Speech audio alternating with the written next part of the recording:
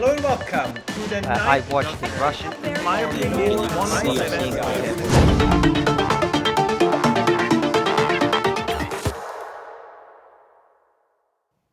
Hello and welcome to the newest episode of the Brussels Horizon podcast.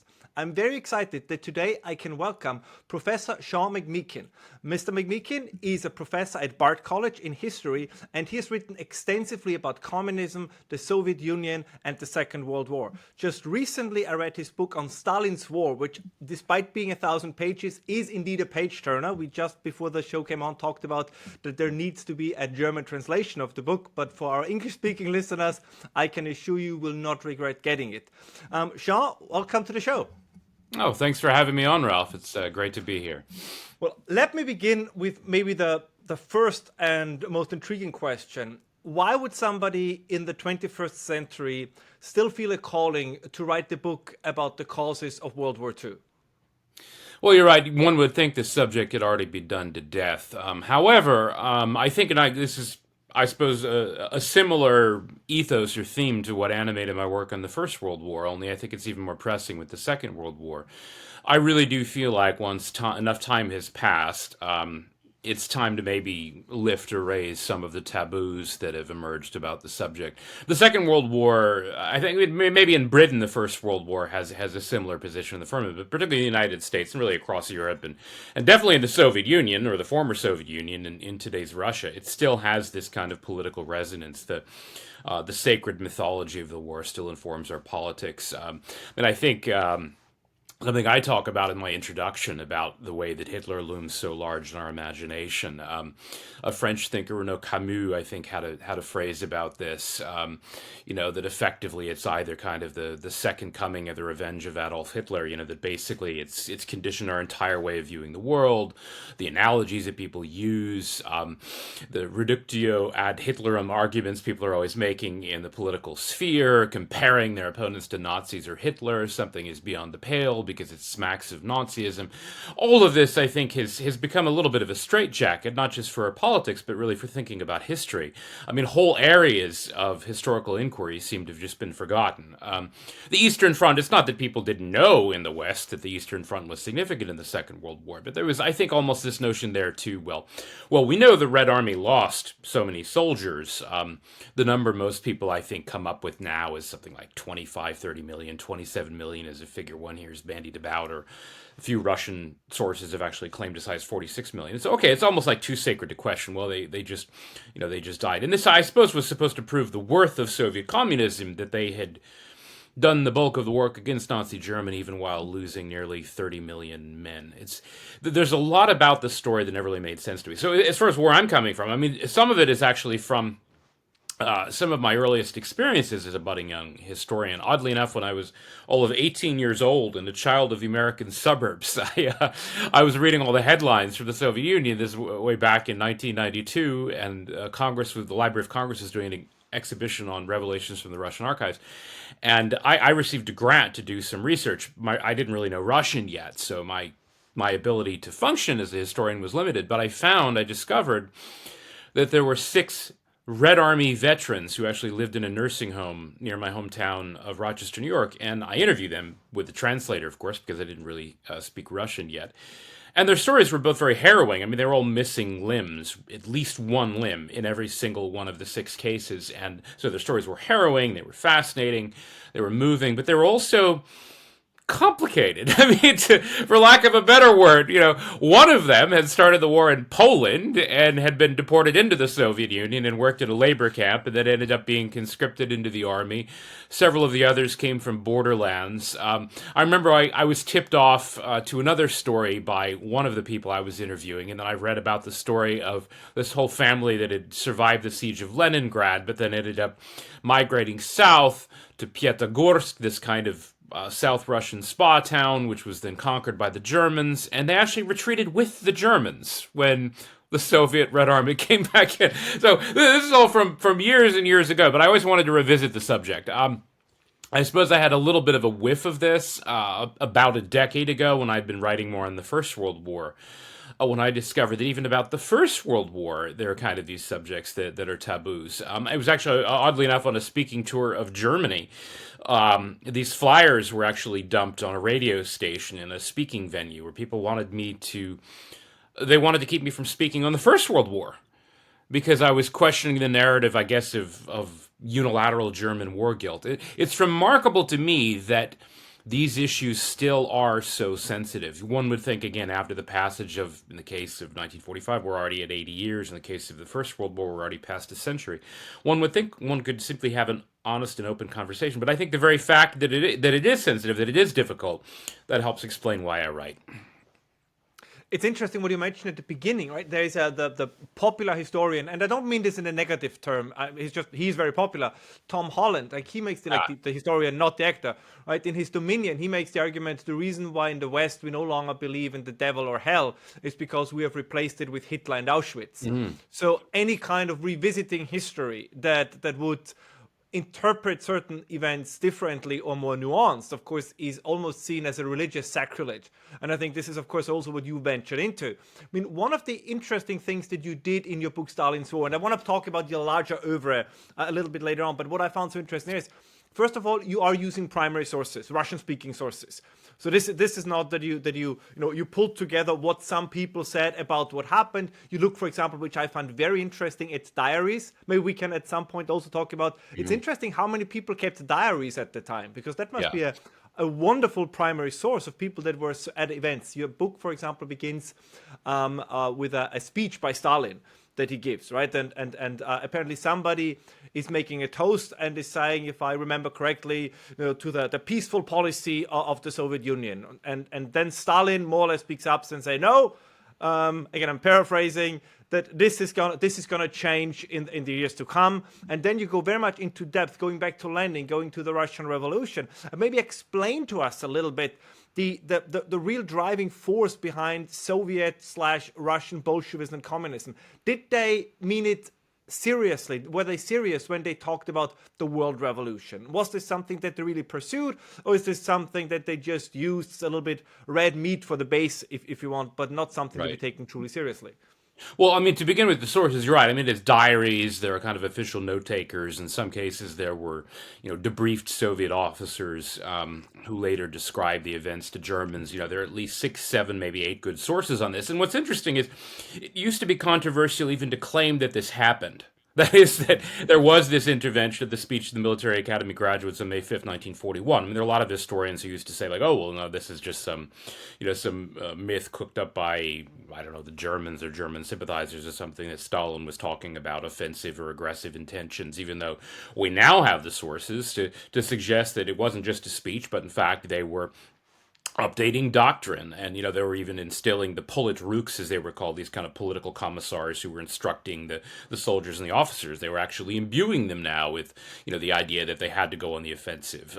This is coming out of all the documents, and I shouldn't take credit for all these revelations myself. I did discover many things on my own, but a lot of what I am doing in Stalin's War is also collating and assembling the research that has been done over the past 30 years, including by many very brave Russian historians, and not just the historians who've written about it, but also archivists and people who just did this amazing grunt work in going through the Russian archives and actually putting together volumes, documentary volumes, collecting documents, including the speech that you referred to, but also, of course, thousands of other documents that related to Russian war planning, war strategy, war gaming, and all the rest of it. So we now can say, to answer your question, that it was not simply kind of red meat to the base, but this is literally what they are instilling in their officers, in the soldiers. This is what they believe. They are fighting for this kind of world revolution, and in fact, they're being told the capitalist world that they're going to confront is kind of full of these monstrous child-eating ogres. I mean, a lot of it is also really kind of dark and macabre. The Red Army soldiers are told when they're about to invade Finland that,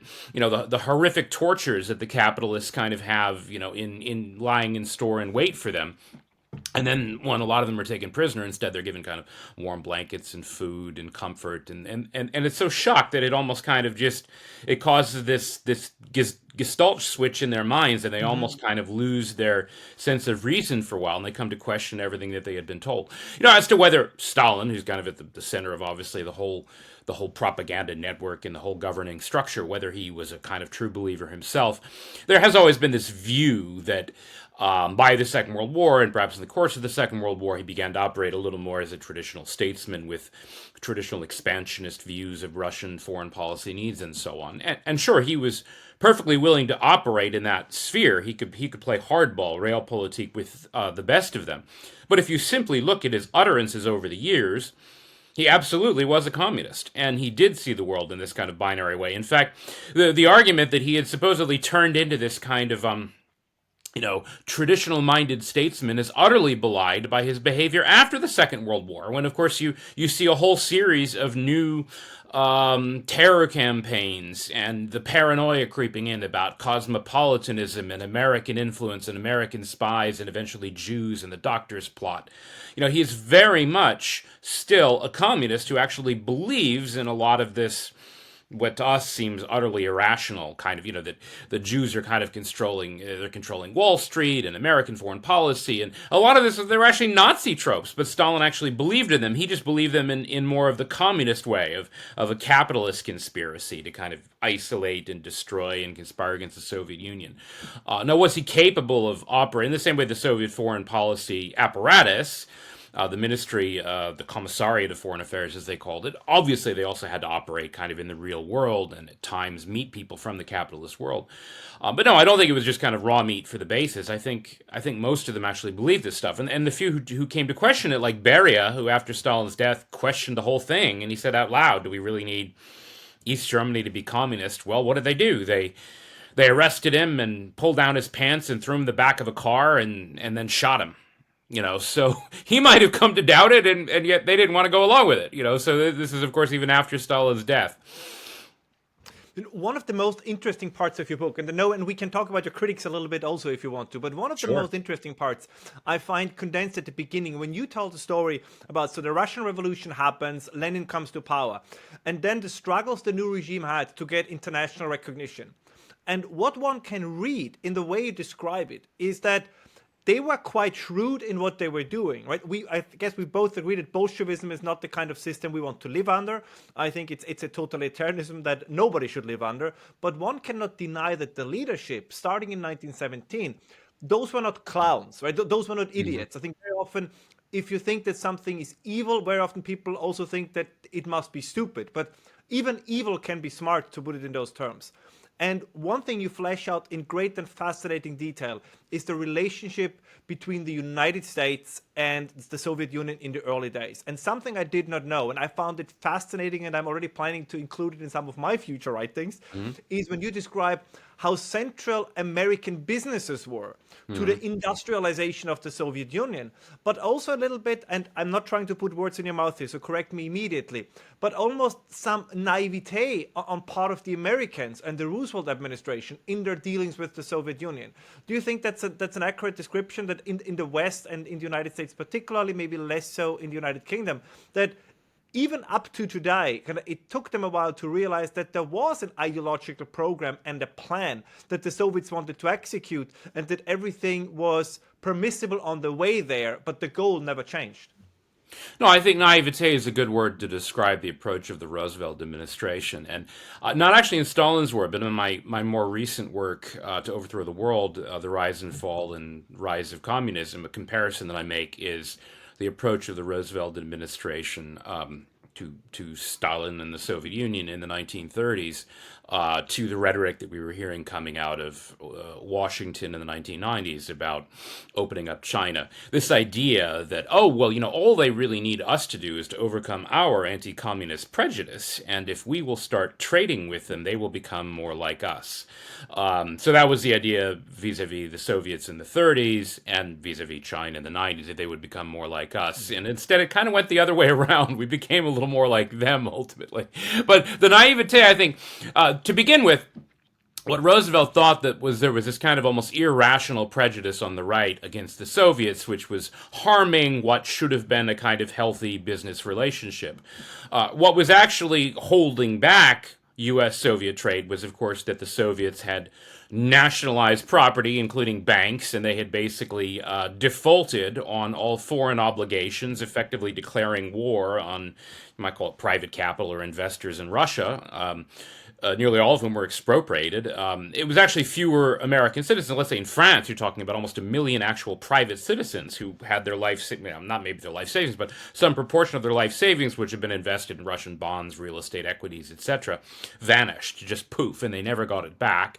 And then all through the 20s and early 30s, the Soviets had difficulty raising capital. The British were the first to open things up with the Anglo-Russian Accord, but even then they ran out of money quickly because there was a lot they wanted to buy because they had so impoverished Russia with their statist policies and by nationalizing the entire economy. The problem, that is, the reason that trade was somewhat being held up by all this was that the Soviets were, of course, desperately poor, so that instead of trading in the way most countries did to produce goods and sell them and then use the money to buy other goods, or sometimes trade goods one for one, they were doing things like auctioning off antique Bibles and artwork because they had nothing else that they could use to pay for things. And so what they really wanted from the Roosevelt administration was, of course, to write off all the debt that they owed, and then to basically just allow them access to U.S. capital markets. And in the end, it turned out for espionage. They used recognition, which Roosevelt granted the Soviet Union in 1933 to open an embassy. And then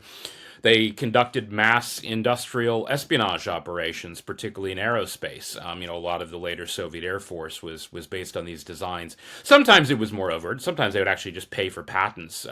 The famous T-34 tank that everyone always raves about in the Second World War was actually based on an American designed suspension system, and the Soviets actually bought the patent. So in that case, it wasn't espionage. In many other cases, it was espionage. So they were very, very effective, in the same way that Stalin was a ruthless and effective negotiator in the Second World War. It's just, the eye on the prize was they viewed themselves in this kind of existential war with the capitalist world, but that didn't mean they couldn't profit from and copy the capitalist world. And that was in some ways the paradox of Stalinist central planning. Famous example of this, even the kolkhoz, or the collective farm. They had collective farms, state farms. The nomenclature is a little bit confusing, but basically these kind of planned agro-industrial combine operations where they're trying to mechanize agriculture and herd all these peasants into these vast collective farms. The model for it was actually the operation of an American capitalist farmer called Thomas Campbell. They called him the Wheat King of Montana. And the reason that this and a lot of the other factories of the Stalin 5-year plan were actually based and modeled on American firms was simply because the American ones were both successful and they were also really large. There was this gigantism that appealed to the communist imagination. When Stalin's talking about we need to catch up and surpass the capitalist world, first you copy, and this is kind of what the Chinese did in the 80s, and then eventually you try to catch up, and then ultimately you try to surpass them by building even larger factories and larger farms than the capitalists were doing. So it's sort of like an inferiority complex blended together with megalomania. It's a very odd way of thinking to those who aren't kind of steeped in it, but that is the way they operated. Yes, we will copy the Americans and hire them if we can, or buy their designs or steal their designs if we can, but eventually we will surpass them and we will destroy them. In my day job, I'm running the Center for Applied History here at the Matthias Corvinus Collegium in Budapest. So I want to switch gears just for a second, and because I'm so curious about your opinion on this. What I try to figure out is whether there are constants in a country's history, right? Henry Kissinger's famous saying that history to a nation is as character to a person. Do you think it would be fair to say, when precisely as you described this eloquently just now, the way in which the United States treated the Soviet Union and later on China, and the way in which even the Soviet Union still resembles, also in their expansionary drive, something that I think we can also kind of find in Tsarist Russia, do you think there is something like a certain continuity? We don't want to overdo this argument, but do you think there is something like a continuity to foreign policy or the ways in which countries look at the world that kind of endures independently of which regime or which party is in power? I think there's something to that. I mean, in the case of Russia, these arguments are very sensitive. There was a famous argument between Richard Pipes and Alexander Solzhenitsyn on this subject in the late 70s when Solzhenitsyn came to Harvard. I'm obviously not going to be able to do justice to it, but effectively what they were arguing about was, Pipes's view is that Soviet communism was kind of grafted onto this old Russian statist tradition. He called it almost patrimonialism, that everything's the patrimony or almost like the property of the Tsar, and that things hadn't really changed quite as dramatically as everyone thought on that fateful day in November 1917 when the Bolsheviks came to power, where Solzhenitsyn saw Marxism, communism as this alien, fully Western import. I mean, Marx, after all, came from Trier, and all the key works were German, and it was this kind of European thing, and Lenin came in on the train from Switzerland by way of Germany and all the rest. And, they both had good points in the argument. Clearly, a lot of what was grafted on to the old Russian Tsarist tradition was new and was peculiar to Marxism and communism, and yet one could still see, there was a Tsarist tradition where the state did have great power and great influence and direction of not just the economy, but of culture and even the church in Russia. So that you could see some antecedent of that in, let's say, the way the KGB penetrates the Orthodox Church, or the way the church has once again become very important to the Russian government today. There's some continuity. I mean, the way I would describe it, because, I don't want to get into these kind of arguments about Putin and Russian nationalism today, but, my own view is that the statism and even to some extent the censorship that one sees in Russia today is probably in some ways more, I think, aggressive than in the Tsarist period, but much less than in the Soviet period. So it's also kind of like a matter of degree. There's some continuity, but by no means do I think that Putin's Russia is, anywhere near as kind of, oppressive and all-pervasive in its surveillance and attempt to dominate and control the population as Stalin's Russia, or even really Khrushchev's or Brezhnev's Russia.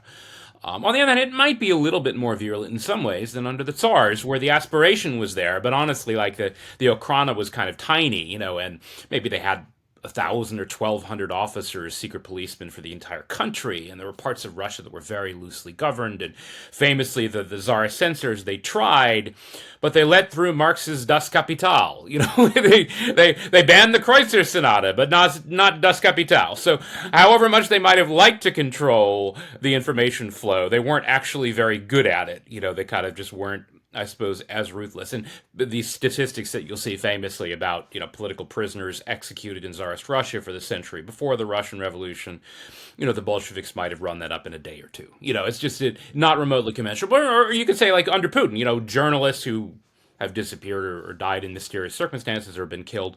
Yes, that has absolutely happened. I don't think there's any doubt about that. But the numbers are tiny. It's a tiny fraction of the victims of, let's say, the Great Terror in Russia, or even the Red Terror under Lenin. So there's some continuity. I think you start with the U.S. Yeah, there's something about the U.S. approach to the world. I mean, on the one hand, the U.S. seems to do pretty well for itself, but it's partly because it has these immense natural advantages. When it comes to the foreign policy realm, I think that naivete that you alluded to has often been there. And I suppose that's part of what is at issue now with, someone like Trump coming in and saying, it's all about, America first, and we're actually going to look out for the U.S. national interest. Part of the reason that seems so shocking and revelatory is because traditionally the U.S. has allowed itself to get sort of manipulated into all of these different ventures that may not really be in the U.S. national interest, but, drawn into wars, drawn into conflicts, spending money. People have talked about U.S. aid in the last couple of weeks. Lend-Lease in the Second World War is a great example of this, where, effectively Congress almost forfeits control to the White House and the executive branch, in the end of the bureaucracy over these vast hydraulic forces in the U.S. economy, which are now devoted to the interests of these countries like the Soviet Union. In the end, 36 different countries were receiving Lend-Lease aid by the end of the Second World War. There's almost no public scrutiny of this. Nobody voted for it. And who was controlling it? Well, some American bureaucrats and presumably their friends and cronies in other countries, who all kind of get in on this gravy train.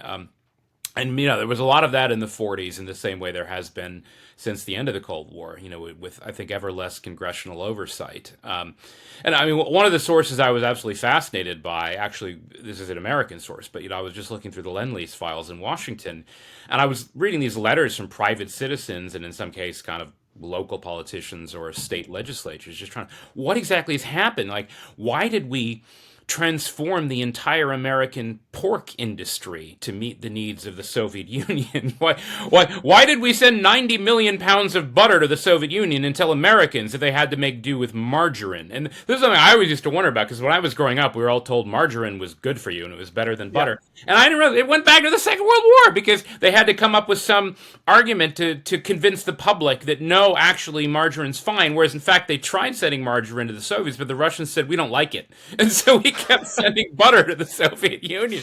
So this all goes back to sort of Lend-Lease and the deep state bureaucracy of the Second World War is why margarine was foisted on the American public. I mean, it's fascinating.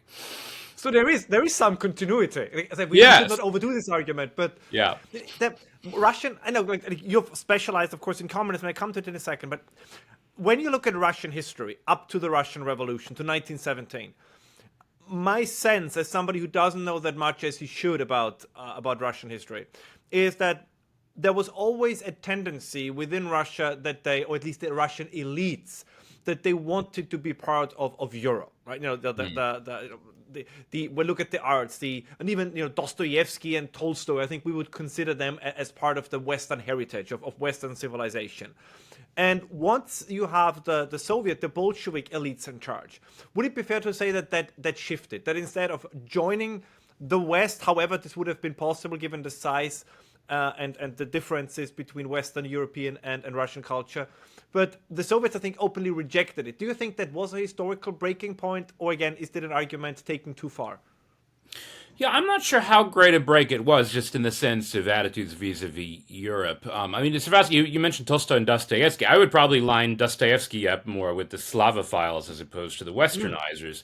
And I mean, Tolstoy, even to the end of his life, kind of even turned against his own, you might call them, Western aligning influences, and became something of a kind of extreme Slavophile. You know, there was always that duality or that dilemma, I think, in the minds of even a lot of the Russian intelligentsia. But you're absolutely right. Let's say Petersburg, renamed Petrograd during the war, you know, on the eve of the Russian Revolution, all through the First World War and certainly the years before it. I mean, the language of society was French, and absolutely they kind of lined themselves up, you know, with Europe. And of course, the Franco-Russian alliance was a huge part of the backstory of the First World War. And a lot of that was this cultural affinity, which might seem surprising, because France was this kind of demotic republic, and Russia was this autocracy and monarchy. And so you'd think politically they weren't aligned, but there was a kind of cultural alignment. Now, it's difficult to say. I think part of the reason Trotsky always had an enduring following in the West, I mean, I used to actually know many Trotskyists and would sometimes debate and argue with them, was that he himself was more in the kind of, you might say, like the westernizing side of things. You know, he was kind of fluent in some Western languages, spent a lot of time in the West, spent a lot of the First World War in Paris. He was actually in Manhattan when the Russian Revolution broke out in 1917. You know, he kind of cultivated a following there. He had a certain sophistication, which I think played well in the West. Stalin, I mean, if we were to use a label, you might say was a little bit closer to more, not the Slavophile side of communism, but, you know, in the end, I suppose accepting that in the 1920s, the debates about whether or not you should focus on the world revolution, that was Trotsky's position, or accept, as Bukharin called it, socialism one country. Stalin, in the end, kind of split the difference and then sided with Bukharin. Then he sidelined Bukharin. It's complicated. But, you know, Stalin, in the end, said, okay, it's okay if we're going to kind of go our own way for a while and seal ourselves off from the world. But still, ultimately hoping to conquer the West and to conquer Europe. You know, Germany was definitely kind of a lodestar for most of the communists. You know, most of them did think that eventually Germany, as the kind of birthplace of Marxism, would join the revolution, as it very nearly did in the 1920s. So I don't think the break was quite that severe, but I think it's just the binary aspect of relations between the communist world and the West. I mean, in some ways, an analogy that might be useful for some people if they follow debates about Islam and Islamic history is the idea of a Dar al-Harb, a Dar al-Islam, the idea of you have a kind of a house of peace, abode of peace, and a house of war. You know, the world outside communism, the capitalist world, was kind of this abode of war. Eventually, it would become the abode of peace once the communists conquered it. And, you know, you could have truces, you could have periods without the fighting, but in the end, the opposition was binary. So in that sense, I think there was a break, just in that they were in this fundamental kind of antipathy towards vis-a-vis the Western world, but at the same time they were still hoping that eventually the Western world would be absorbed into the communist world. And, frankly, I think a lot of them, like Trotsky, did feel quite at home in the West, and I think would have almost preferred, in a way, that a less backwards country were leading the revolution than Russia. In your book regarding Trotsky, you write that his influence within Russia after the revolution, or within the leading circles of the Bolsheviks, was not actually that significant. Oh, right. Sorry, yeah. Sorry, I thought I ended on a very dramatic pause. Right. I wasn't sure if you're done with your question yet. So my bad. No, that's fine. So Trotsky, on the one hand, kind of had this charisma, and he was far more of a public figure during the revolution than Lenin was. Lenin was always kind of in the background, manipulating things behind the scenes, whereas Trotsky would go out and give these blood-curdling speeches in public, and then very public role as Commissar of War running the Red Army during the Civil War. He seemed, he was in all the headlines. Some of this because, of course, he was Jewish, and so he was in a lot of the kind of anti-communist headlines emerging in Central Europe. He was the kind of the Finkelstein, the great Jewish villain of the revolution, for the Nazis and other anti-Semites. So he was very public and famous. But yeah, he never really cultivated a network back in Russia. Some of it was because he had spent so much time abroad. And he definitely didn't cultivate a network in the bureaucracy in the way that Stalin did. So that in the end, despite his fame, I think he really had very little chance in the power struggle in Russia. Now we come to this was the warm-up session. Now we come to the actual heart of the matter. In Stalin's war, if you would have to summarize your main thesis, how would you do that? What do you think? What is the core message of your book, the core finding that you try to convey to the readers? Well, I think my core finding, and if one wants to call it revisionist, I suppose I have to kind of accept that label, but that the good war narrative that we're still kind of weaned on in the West has some pretty serious holes in it, and that in the end, the result of the Second World War was a bit less edifying than we were told, and that there are very good reasons for that. I think in part because we were misinterpreting both something about the kind of the causes of it, the origins of it, but also the consequences. To give the most kind of egregious example, the good war is supposed to be fought for Poland, and most people know that, at least in Europe. Poland ends up not just under foreign military occupation at the end of the war, but Poland never receives reparations. And this issue, as people who follow European politics know, is still actually a very live issue in relations between Poland and Germany. In the U.S., I don't think most people are really familiar with this. Just a couple of years ago, it flared up again, and there was this new Institute of War Losses in Poland, and I actually know the historian who was supposed to be in charge of it, and he ended up resigning because he thought they were oversimplifying things and conflating kind of Jewish Holocaust deaths with Polish Gentile deaths in order to inflate the reparations total, and there was some perhaps sketchy business going on behind the scenes, but the fact remains that Poland still has not received reparations. The official word is that Poland forfeited her right to reparations by agreement with the Soviet Union in East Germany in 1953, when both East Germany and Poland were occupied Soviet satellite states, which is somewhat absurd. And I suppose the other main argument is that this is not entirely an accident, that there's a reason the war ended up redounding to Stalin's benefit and advantage. Some of this is because of what I consider to be mistakes in Allied strategy, but also in, I think, just a kind of a blinkered and somewhat confused moral vision. I mean, in some ways, a historian friend of mine who actually spent a lot of time in Budapest, Norman Stone, said, when Britain finally went to war over Poland in 1939, it didn't make a lot of sense, but Hitler had driven everyone mad. And there's something to that, that Neville Chamberlain, it's curious, you often gets pilloried for what they call appeasement, for not standing up to Hitler at Munich, but what most people don't realize is that he then took a somewhat irrationally belligerent stand in 1939, which effectively amounted to, and although there are a lot of Poles who are very appreciative of my book, they don't always like it when I point this out, that there was a naivete on the part of Poland in 1939 when Britain made this so-called guarantee, again, of Polish effectively independence, but not actually territorial integrity, meaning not of all that they actually thought Britain had made a security guarantee to Poland and that Britain was going to fight for Poland. And it's true that Britain entered the war when Germany invaded Poland, but that didn't mean that Britain actually engaged to fight for Poland. And in fact, Britain and France did very little for Poland, because I suppose they saw Germany as the real threat. Chamberlain had somewhat forgotten about his earlier view, which was that part of the reason he took a softer line vis-a-vis Nazi Germany than everyone else was that he thought the Soviets were a threat to the peace of Europe. And a lot of people have forgotten that Poland and Nazi Germany actually had friendly relations, and they had an agreement of sorts, a mutual assistance pact between 34 and 39. So I suppose I didn't answer your question in a very direct way, but basically a whole lot of the story we're usually told about the Second World War just doesn't wash when you actually investigate the facts closely and particularly revisit the sources closely.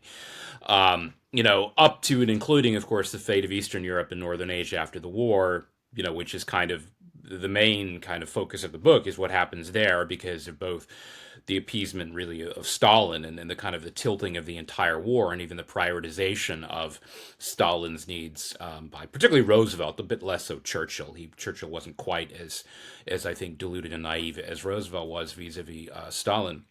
But to give you just one among many examples of this, that after Pearl Harbor, when of course most of the United States was united in rage against Japan and gung-ho for war with Japan, Roosevelt didn't just state the, as everyone knows, Germany first strategy, but they actually said that the number one priority of Britain and the United States was assistance to Russia's offensive by all available means, meaning sending war materiel to the Red Army was more important than either fighting Germany or fighting Japan.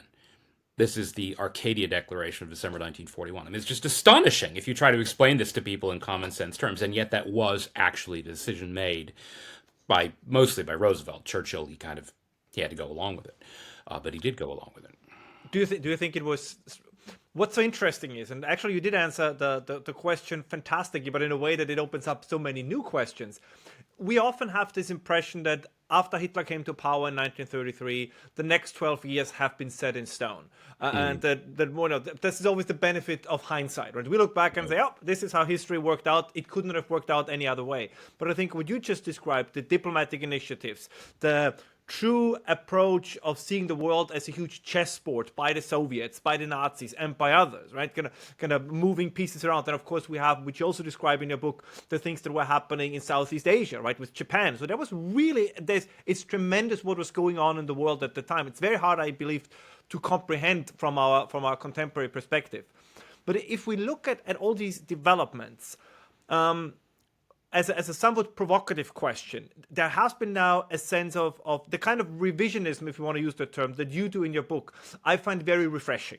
For the very reason because history is complex, it is tricky, and it's very rarely only good versus evil. So everybody was pursuing their own interests, and the Soviets most definitely did this. This does not mean that all of a sudden the Nazis are the good guys. It just means that maybe there were two bad guys, or one very bad guy and a less bad guy, but still a fairly bad guy. But one of the things that we also see happening now in the West, and I want to connect history a little bit with contemporary commentary, and you don't have to answer this question, so I just pose it, and if you don't want to keep out of it, that's absolutely fine. But there seems to be a trend now also to kind of, the Tucker Carlson approach a little bit, to say that actually the one who made the biggest mistake, he says it in, I would say, more brutal words, but the biggest mistake was made by Churchill, right? And if Churchill would just have kept out of the war, then Britain today would be a flourishing country, whatever it is that he claims. So do you think that this newfound criticism of Churchill, I know that British history is not your main field, but in the general approach that you have taken to analyzing World War II, that this newfound criticism is justified? Well, yeah, I think you're referring to that now somewhat infamous interview on the Tucker Carlson show with Martyr Mader, I believe is his actual Yes. Cooper, I believe. Where he was obviously trying to be provocative and saying Churchill is kind of the main villain of the war. I don't think that's a particularly useful framework, in part because, again, Chamberlain, first of all, is more important than people think.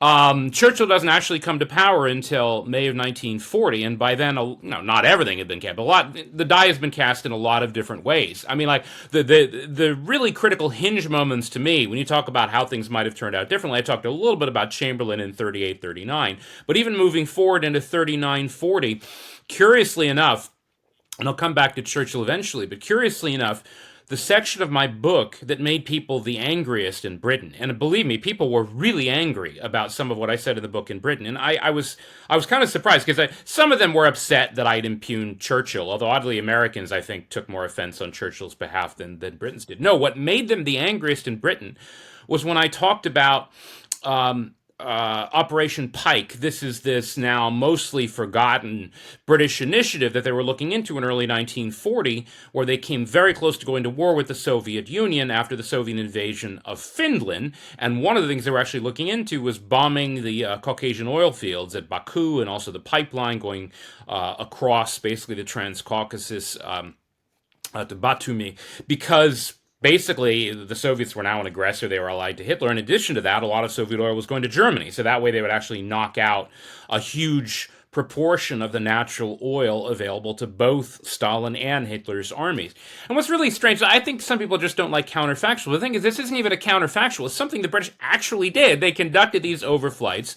They came extremely close to intervening. They actually had plans to send an echelon of troops to Finland. And the reason I found this episode so fascinating as a kind of a hinge point or a hinge moment was that, again, people have forgotten, but like after the invasion of Poland, the war in Europe kind of stopped for a while. They called it the phony Krieg, or the Germans called it the Sitzkrieg, the sitting, on your butt war, the drôle de guerre, the French called it.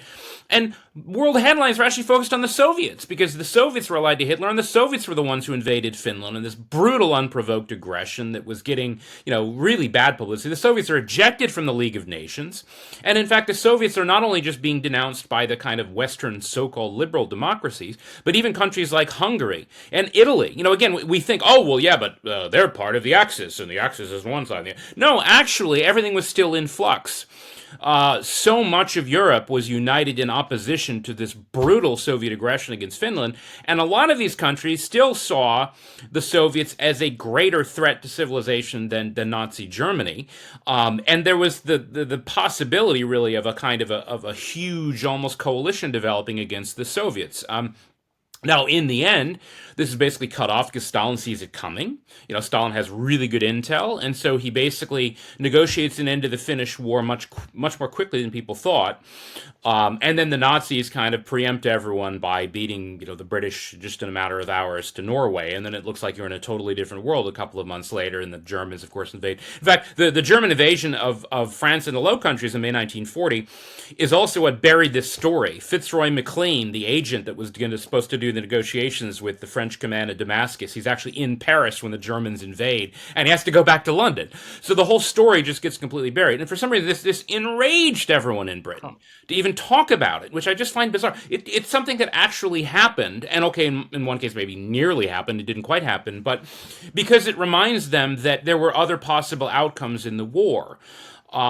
Churchill, yes, after the fall of France in the Low Countries. I think that's what really gets people riled up, is the idea, could Churchill have negotiated something with Nazi Germany, or maybe a little bit later, right before Barbarossa in May of 41 with the Rudolf Hess mission, or whatever it was, when he parachutes down into the Scottish Highlands, and then everyone just kind of agrees to sweep the story under the rug. Maybe it was a feeler from Hitler, maybe it wasn't.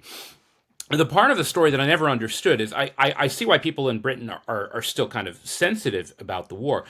But it's curious, like back in the 70s, and I was very young then, but I've talked to many British people, who were alive then, who followed the debates back then.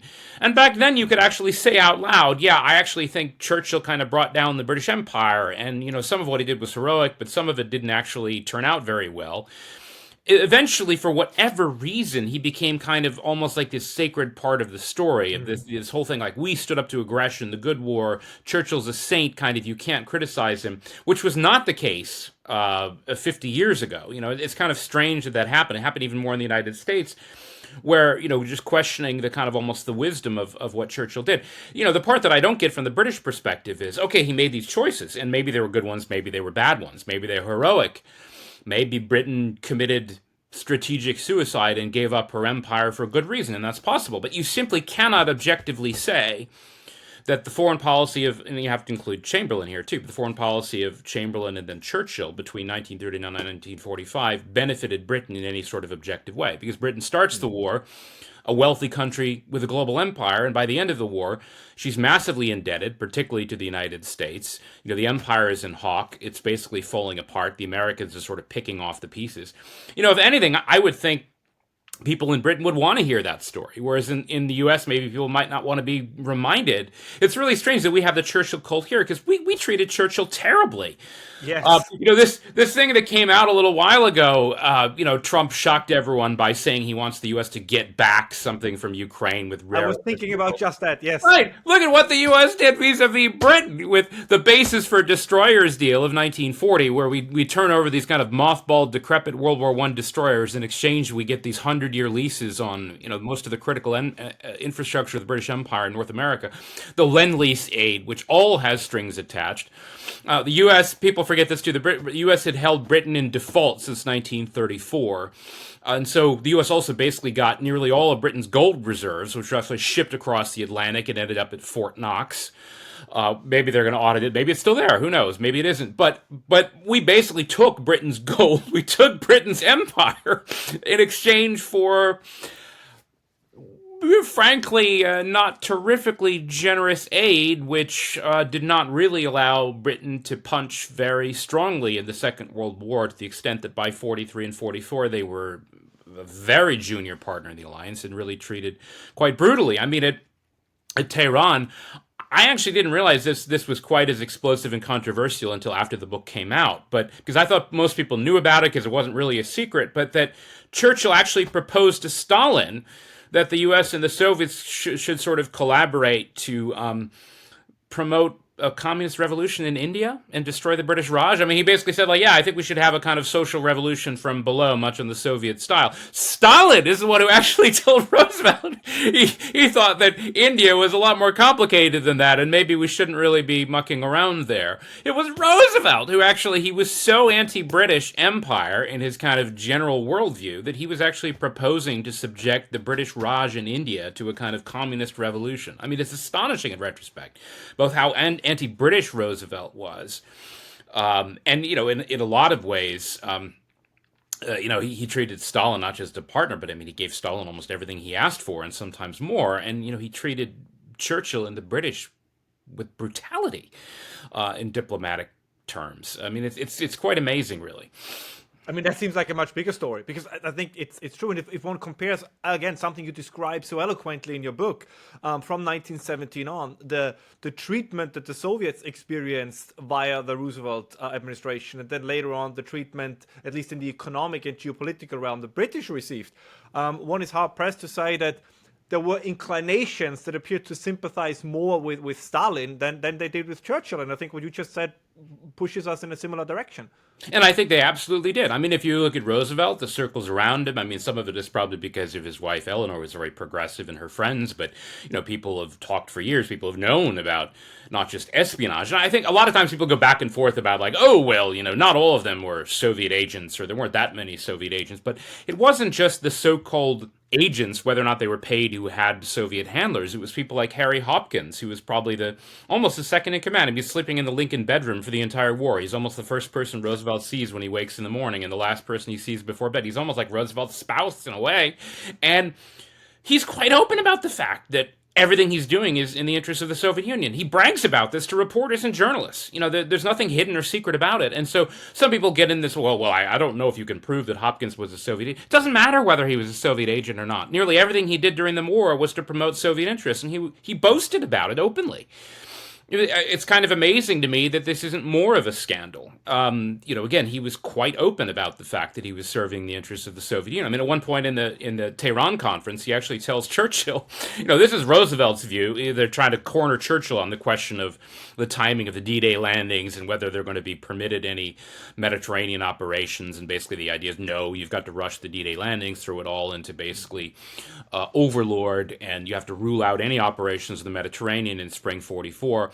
And he doesn't just say, Roosevelt has his mind made up. He said, in the Soviet view, he says, is equally adamant.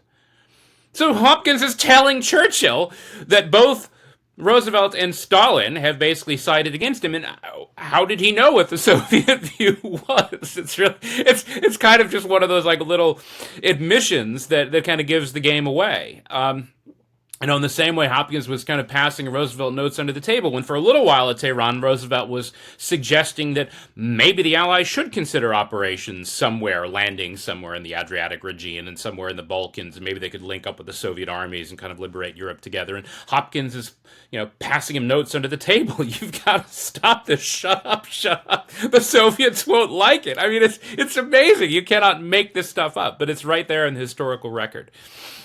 Sean, I have to ask you, can we go on for a little longer, because this is just too fascinating? Yeah, I mean, I'm not on a tight schedule today. I'm just writing. I have two more questions, because this is. I mean, I was expecting a great conversation, but all my expectations have already been surpassed. I mean, this is just mind-boggling. Now, your most recent book deals more with communism in general, right? Kind of as a global revolution. So, based on what we were just saying, how would you explain, because that's the one book I haven't read yet. I'm ashamed to say I haven't, but I will, I promise. There's always time. There's always time. If you look at, there is no redeeming quality for Nazi Germany for the very simple reason of the Holocaust, right? Once these atrocities, this unique crime became known, there is simply no way how somebody could say, things were actually quite good, but there was just this one thing. So this is very, very clear that this was a unique crime and for justified reasons, that there is no redeeming quality left. However, in the Soviet case, and I'm not somebody who likes the whole, adding up numbers and saying, well, they killed 6 million and they killed 60 million. But the Holodomor, which you also describe in Stalin's war, this happened before the Holocaust. And I think I'm not entirely mistaken if I say those who wanted to see it could see it. So it was not just the George Bernard Shaws and the Walter Durantis. There were people who realized that something was going on. How was it that in the 1920s and up maybe even to the 1960s, the ideology of communism kind of still had such draw that people who could have known better, who did know, kind of still felt enthralled by that ideology? Well, it's a difficult question to answer, but I think I would start by saying that we might think today that your so-called fellow traveler, the попутчики, this was Trotsky's word to describe those who might not have joined the party, but they kind of always took the side of the Soviet Union, defended them. Somebody like Hopkins might have been a fellow traveler if he wasn't an out-and-out communist, for example. That you'd think they would have admired the Soviets during their kind of softer periods, the 1920s, for example, the new economic policy, when they gave up on war communism and they kind of loosened their grip on the economy and allowed some small-scale peasant agriculture and food coming to markets and retail and so on. But in fact, that was not the heyday of fellow traveling. The heyday of fellow traveling was the 1930s. It was in the high era of Stalinism, and I think that tells us something. What that tells us, I think, is that it is actually the overall vision, that is to say, the goal, the ambition of communism that appeals. Yes, you will get people who will say, like, oh, well, they have free healthcare in Cuba or something like that. These relatively, I think, weak-kneed arguments. People will say, like, look, I'm not in favor of gulags and holocausts and mass executions, or they just deny that those things happened. But no, I think the actual, the real vibe that appeals to me, not to me, I'm sorry, that appeals to people in the West is the vision. It's that they are creating this better society.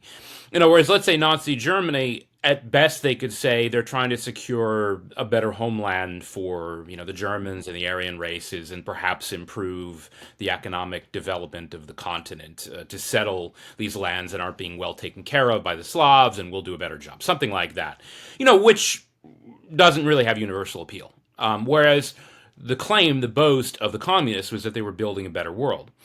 And so, yeah, some people would just ignore the stories, they would ignore the crimes. Some people, and I think we have to be honest about this, back in the 20s and 30s, they would hear these stories of these kind of, Russian peasant believers and old believers and parishioners and so on being mowed down or herded into camps, and they didn't mind it that much necessarily, because again, these were sort of backwards peoples, in the same way that Marx had this prejudice against the opium of the people, religion, superstition, all the rest of it. It does appeal to a certain type of kind of rationalist intellectual, what the Russians would have called intelligentsia. That is to say, well, actually, those people are backwards, and you have to kind of get them out of the way. And frankly, this kind of class prejudice still exists in the West today. I mean, now it's mostly anti-populist, but the idea is, look, those kind of knuckle-dragging, deplorable types, they don't know what's best for them, and so whether it's we shouldn't listen to them, or they shouldn't have a vote, or the parties they vote for shouldn't be allowed into government, that sort of argument that one hears a lot of is very similar, to the old one. And no, I don't think that most Western elites today are communist in the sense of advocating for the full-on abolition of private property. But I do think there's a lot that they have in common. That's something that I allude to in the newer book, A History of Communism to Overthrow the World, is that this idea that the people kind of need to be surveilled, they need to be controlled, they need to be monitored. You need to have certain social controls, a control over the narrative.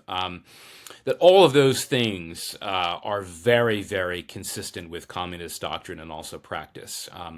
One might call it an updated, almost a souped-up version of communism, where, again, you may not necessarily, people realize that central planning probably isn't the most efficient way to plan economy. You plan certain things, you can be strategic about it, but you absolutely need to maintain control of kind of the information sphere and the information space.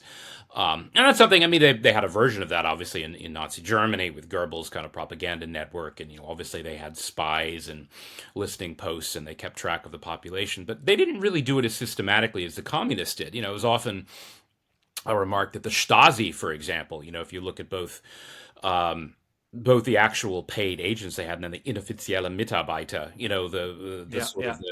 the informants and the collaborators, in the end, it was a far higher proportion of the population than was ever achieved by, the Gestapo or the SS or the security organs in Nazi Germany. It's far more comprehensive, that is. And I think maybe that also reflects not just the ambition of communists to kind of control and plan and surveil, but also to some extent the fragility, because, here's the thing, is at least up until, let's say, 1941 or so, Nazi Germany was kind of successful, at least as far as kind of foreign policy and, delivering some variety of prosperity or headlines about military victories and all of that. But very few communist regimes have really delivered any kind of measurable prosperity or successful outcomes to their people, with some exceptions. Stalin expanded the borders from 39 to 41, again, after 1945. Okay, every so often you have these military victories you can point to, but as far as delivering the goods domestically, it never really happened. Certainly not for the masses. And so because of that, the regimes are always somewhat fragile, because the truth is always going to seep out somewhere, and they're going to learn that the harvest wasn't really a record harvest, or that they didn't really build as many widgets as they claimed. Or that if you compare living standards of the Soviets to the West, they're in fact far, far behind or inferior. And so in the end, they're also fragile. They're both kind of all pervasive in their ambition to control the population, but also extremely fragile because they also kind of fear the people. So it's an explosive combination. I think a similar argument was made by James Gregor in his book Mussolini's Intellectuals, where he says if you compare the claims of Bolshevism and fascism and what it actually accomplished, the distance is smaller between reality and fascism than it is between Bolshevism and reality. Again, very clear, this is not a defense of any one of those regimes, but even having this conversation shows how difficult it is, because there is, for good reasons, but it's hard to analyze, I think, also for you as a historian, things that have such moral content, that are so morally loaded, to try to look at them with the objective historian's eye. Has this been something you struggled with in your career as a historian? That, for example, you found something out, you had revelations, if you want, that you felt that might be closer to the truth or would contribute to our understanding, but where you felt that if you would go out with this information, I'm not saying to conceal anything, but where I said, okay, you have to frame it in a special way, not to get into hot water. Or did that never happen to you? Oh, sure. It happens all the time. I sometimes wrestle back and forth with my editors about what to discuss or what to include in a book. Stalin's War, you talk about how long it was. Technically, it's not 1,000 pages, but there's nearly 670 pages of prose and, of course, hundreds of pages of notes and so on. It's a long book, and so there was a lot that, in the end, believe it or not, I had to leave out. Both my original draft and even my original outline was far more ambitious. There was a lot that I had to leave out. One of the subjects which I discuss really only in passing in the epilogue, but which has always fascinated me. We talk about the Holocaust, and obviously everyone can just agree that, as you said, this makes the Nazi regime absolutely irredeemable. I mean, this is one of the greatest crimes ever committed. And that's absolutely true, but there's still questions about both the sequence of how it happened, when it happened, why it happened, and all the rest of it. And the whole question of what precisely changed in December 1941, that yes, before that, there are atrocities on the Eastern Front. The Nazis are, they're shooting a lot of Jews en masse. They're even kind of singling out the men from, at least at that point, they weren't necessarily killing all of the women and children. You had the mass imprisonments of Soviet prisoners of war, many of whom were mistreated, malnourished, like all kinds of crimes are already being committed. There's no doubt about that. But this systematic annihilation of European Jewry had not begun yet. And so it's one of those questions that, I'm not a Holocaust historian. I've read a lot of the literature, and so I know they have these arguments about kind of the nature of kind of the planning and when it was planned. But one simply cannot ignore that it's only after Pearl Harbor, when the United States enters the war, that the final kind of orders go ahead. And again, that doesn't mean, it's Roosevelt's fault or it's the fault of Japan or something like that. But it does mean that there are certain questions that surround, let's say, Allied strategy and also unintended outcomes of certain policies. That is to say, that once the war escalates to this point by December 1941, that is when the worst crimes then kind of follow. That is, and most people understand, on a much smaller scale, that let's say the Kosovo War of '99, that the expulsions of a lot of the Albanian Kosovars, there was a little bit going on before the NATO bombing started, but it's actually the NATO bombing that kind of gave the pretext, and that's when the actual expulsions began. That is to say, war provides this both a cause, a pretext, and also a smokescreen. So that I do think there's some very uncomfortable questions about British and American strategy, more Britain in 38-39, more maybe the U.S. in 40 and 41, related to the kind of the way in which, the war eventually turned out. It takes this extremely dark turn, obviously in 1941, and not that it was great before, but, that's when the real almost just unfathomable crimes begin on the Eastern Front in 41 and 42. And again, I don't think by that point there's any good outcome. That is to say, though, that the various decisions that all the policymakers made, had these outcomes. And I would have liked to look into that in more detail, but, there's certain subjects that are just so radioactive you almost can't even really broach the subject. It's unfortunate that that's true. I mean, I wish one could just have an honest conversation about the policy decisions and their consequences. But, there's some matters that are still very, very sensitive. And, obviously when one's talking about the loss of human lives and just the utter horrors that engulf European Jewry in 1941, 42, 43, 44, even if, again, some of it had begun even before December 1941. It's just a subject about which people have such strong feelings that I think you do have to choose your words very carefully. Yeah. As a concluding question, Jean, what are you currently working on, and what can we be looking forward to? Well, so my new book, I'm kind of getting a little bit grander and grander in the scale of my narratives. It was interesting that a few people started talking about this, I think, in the last few months because of this political transition in Washington and whatever new era we're either entering or living in. I'm writing about the long 20th century. There were a lot of books on the short 20th century, kind of 1914 to 89, Hobsbawm, from the left, from the Marxist left, periodized things that way. Paul Johnson wrote a kind of a bestseller in English called Modern Times, which originally only went up to about 1980, but then he added another chapter later on, bringing it up to kind of 89 or 91. I just think the story looks a little bit differently now. Again, whether approached from Hobsbawm's Marxist left or more of the kind of center right of somebody like Paul Johnson, it's no longer just this story of kind of tragedy and triumph that wraps up rather neatly. I think it all looks a bit messier, and so my theme is more of the Gibbonian theme of decline and fall, Europe and the world.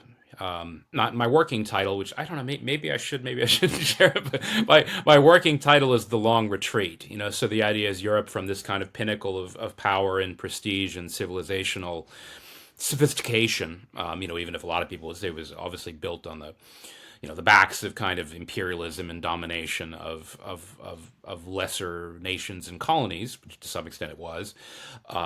Europe today, I mean, it's almost kind of it's so obvious as to be almost inarguable that Europe has been reduced, to this lessened state, shall we say, as far as Yeah. kind of power, prestige, and geopolitical prominence. So I mean, I can bring in everything else, and I can bring in the U.S. and the non-Western world, but the kind of the core theme is Europe and its position in the world. Any anticipated publication date? Because that once again sounds very fascinating. I believe we're aiming for 2027, so All within right. a few years, so not too Something to long look in the forward future, to. but I hope so. Well, Sean McMeekin, thanks so much for coming on, and we're looking forward to talking to you again in the future. Thanks for having me, Ralph. It was a great pleasure.